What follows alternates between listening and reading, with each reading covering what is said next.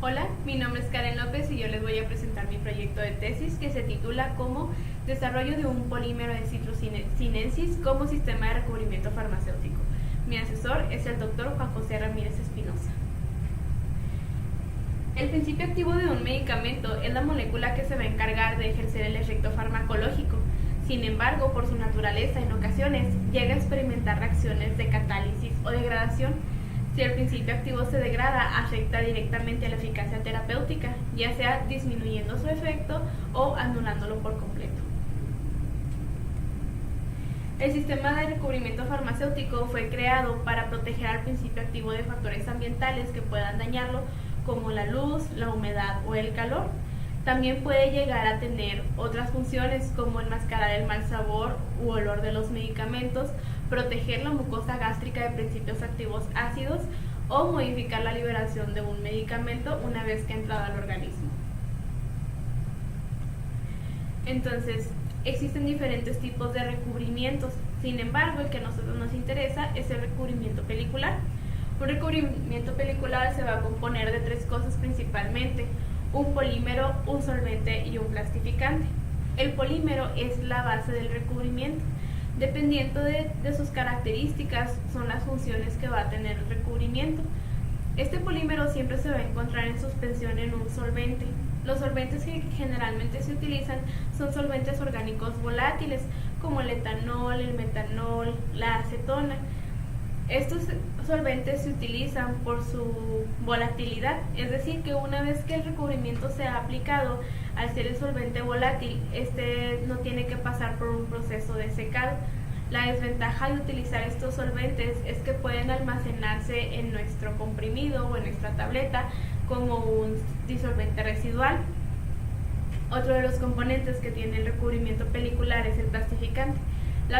El plastificante tiene la función de darle maleabilidad a las moléculas del polímero de manera que cuando esté seco no se quiebre ni se rompa.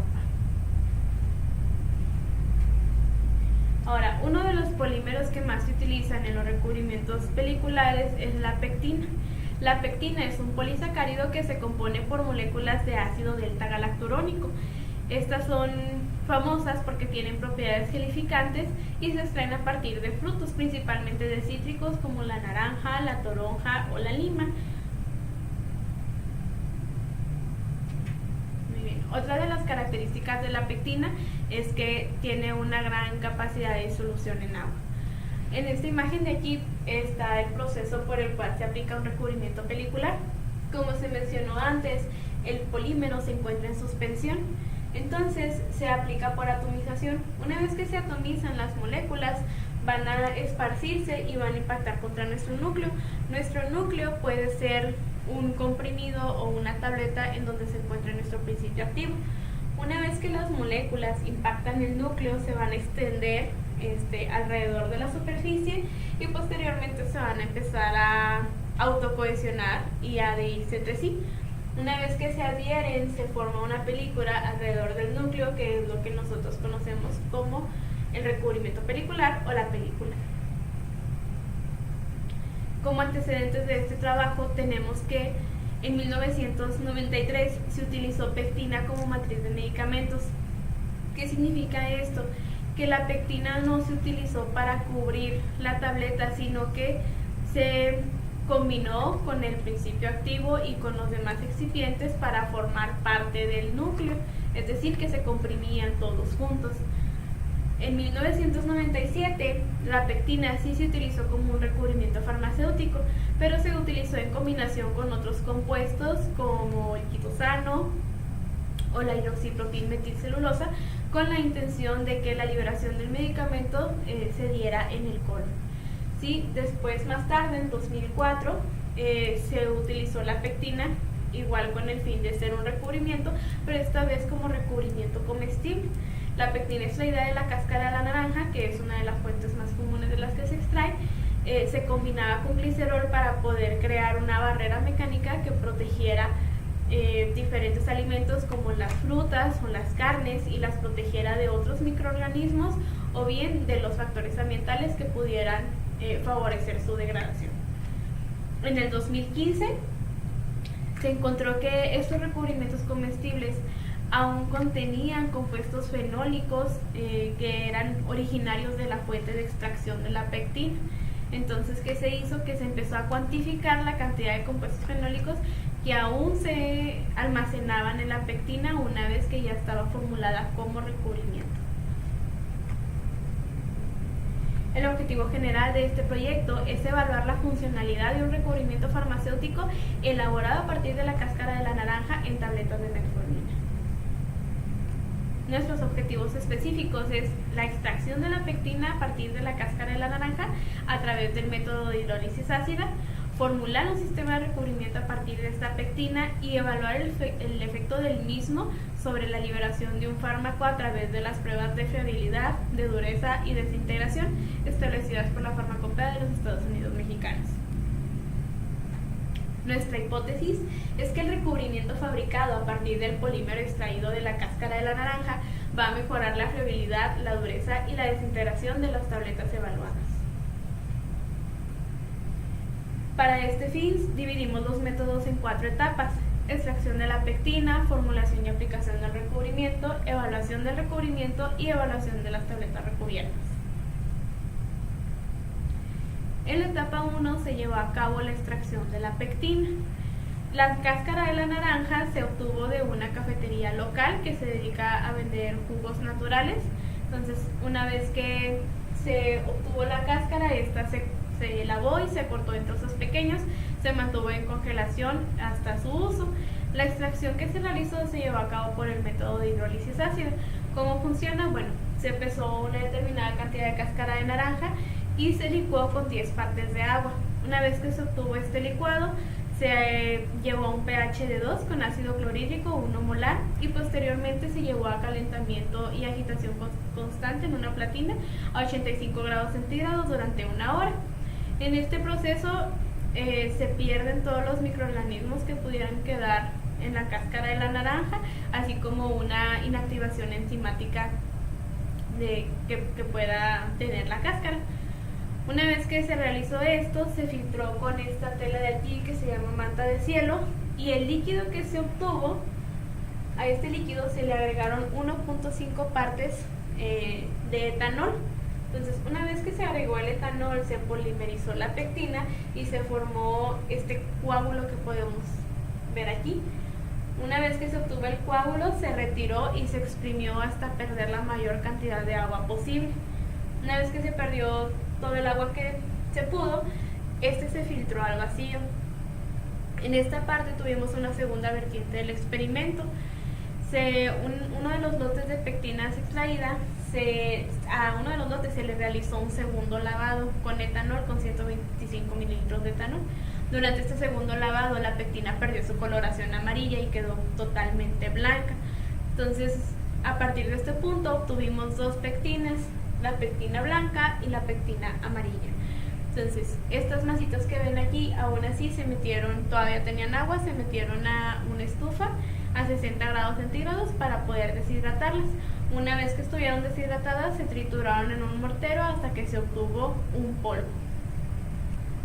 Muy bien, con este polvo que se obtuvo fue como se formularon los recubrimientos. Se formularon 2, uno de pectina blanca y uno de pectina amarilla. En la formulación, el polvo de la pectina se diluyó en agua y se agregó glicerol con la función de ser un plastificante. Entonces, en esta imagen que tenemos aquí, tenemos recubrimiento de pectina amarilla con colorante naranja, y en este de acá abajo tenemos un recubrimiento fabricado de pectina blanca con colorante azul. El recubrimiento se aplicó a las tabletas de metformina con este aparato que está aquí, que es un atomizador de reactivos para cromatografía de capa fina, y una vez que recubrimos las tabletas se verían así. Bien, en esta imagen de aquí son tabletas de metformina de la marca Met de 850 miligramos y son tabletas sin recubrir. Este de aquí son tabletas recubiertas con pectina blanca, y estas son tabletas recubiertas con pectina amarilla. Muy bien, también en la etapa 3 lo que hicimos fue una pequeña evaluación del recubrimiento. Primero se realizó una cuantificación de compuestos fenólicos totales. Este procedimiento se llevó a cabo con el método de Folin. El método de Folin se lleva a cabo con una reacción de óxido de reducción de los polifenoles que se encuentran en nuestra muestra. Entonces, una vez que reaccionan, estos adquieren un color azul que es medido por espectrofotometría. Y la determinación del grado de esterificación se llevó a cabo con una reacción ácido-base. La evaluación de las tabletas. Se realizaron 3 pruebas marcadas por la farmacopea. Primero se llevó a cabo la prueba de friabilidad. En la prueba de friabilidad, 10 tabletas se meten a estos discos del friabilizador y entonces lo que hace el friabilizador es dar giros a 25 revoluciones por minuto durante 4 minutos. Durante este tiempo las tabletas van golpeando entre sí y golpean con las paredes del disco. Entonces las tabletas se pesan antes y después de la prueba y entonces se ve cuánta masa perdieron durante el proceso. La prueba de dureza, esto de aquí es un durómetro, lo que hace es que la tableta la colocamos entre estas 2 placas. Entonces mide su grosor y mide su diámetro y posteriormente aplica la fuerza necesaria para fracturarla. Esta fuerza la mide en newtons.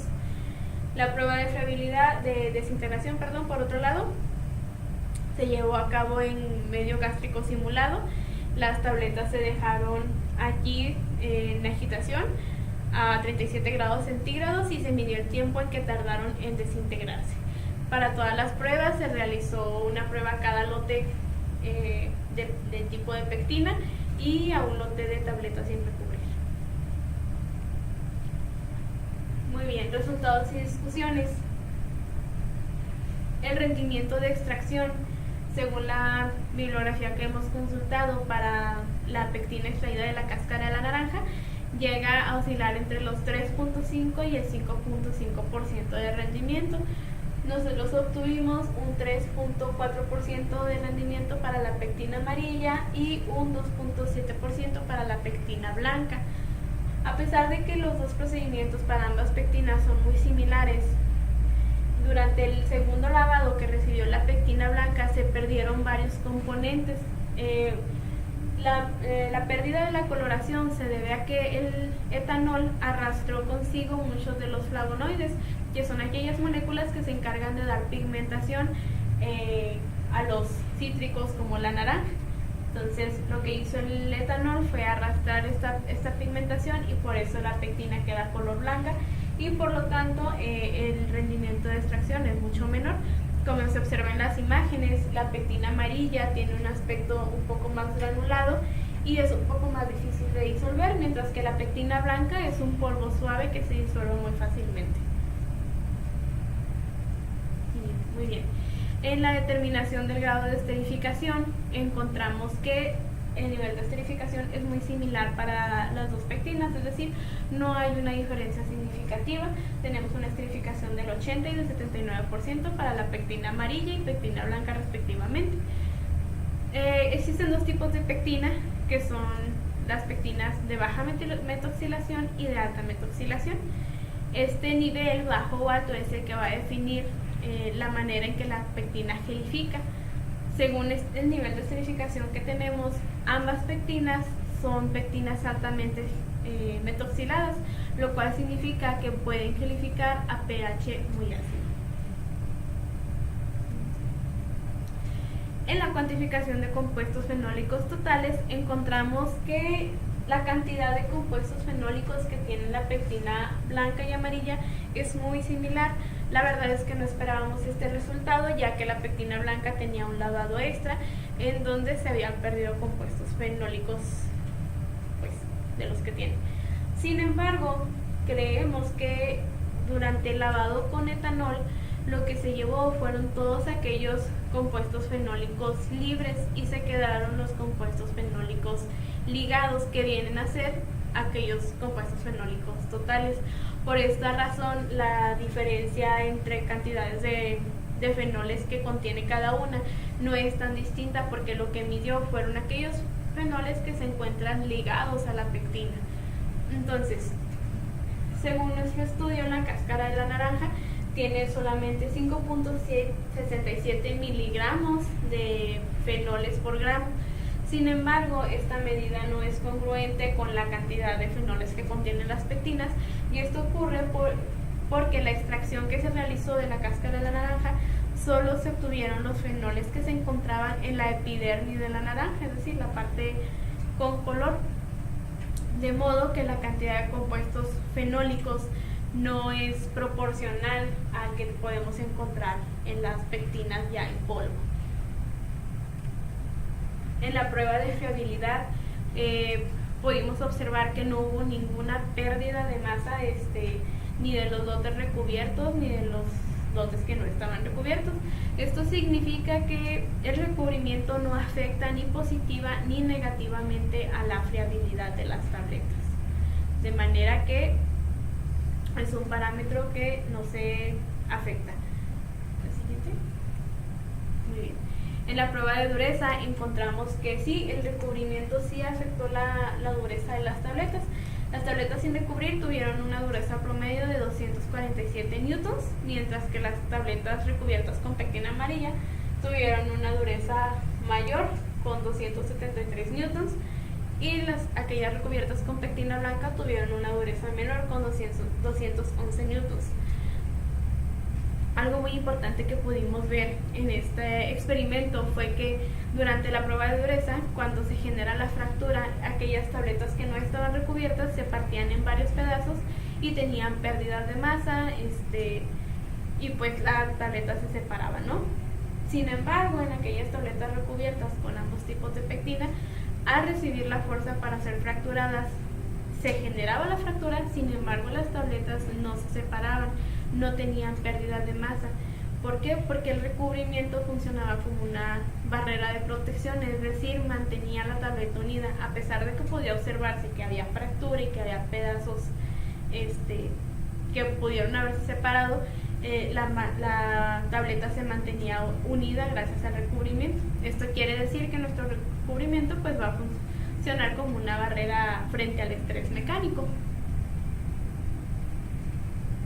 Finalmente, en la prueba de desintegración también encontramos algo muy interesante. El lote de tabletas sin recubrir tardó aproximadamente 12 minutos en desintegrarse por completo, mientras que las tabletas recubiertas tardaron entre 8 y 9 minutos para desintegrarse. Esto ocurre porque nuestro recubrimiento está fabricado a partir de una base acuosa. Eso significa que el agua contenida en el recubrimiento se absorbió en la tableta, de manera que cuando se someten al proceso de desintegración, el agua absorbida favorece el proceso de humectación de la tableta, lo que hace que la velocidad de desintegración aumente.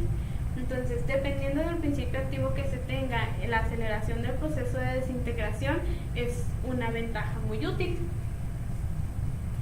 Entonces, como conclusiones, tenemos que las tabletas recubiertas no pierden masa cuando son sometidas a una fuerza que las fracture, que la aplicación del recubrimiento facilita la desintegración de las tabletas porque acelera el proceso de humectación, y que el recubrimiento, además de representar una barrera mecánica, incluye componentes funcionales que podrían proteger al principio activo de procesos oxidativos o retrasar su efecto, es decir, los componentes fenólicos que aún se mantienen adheridos a la pectina pueden funcionar como un antioxidante.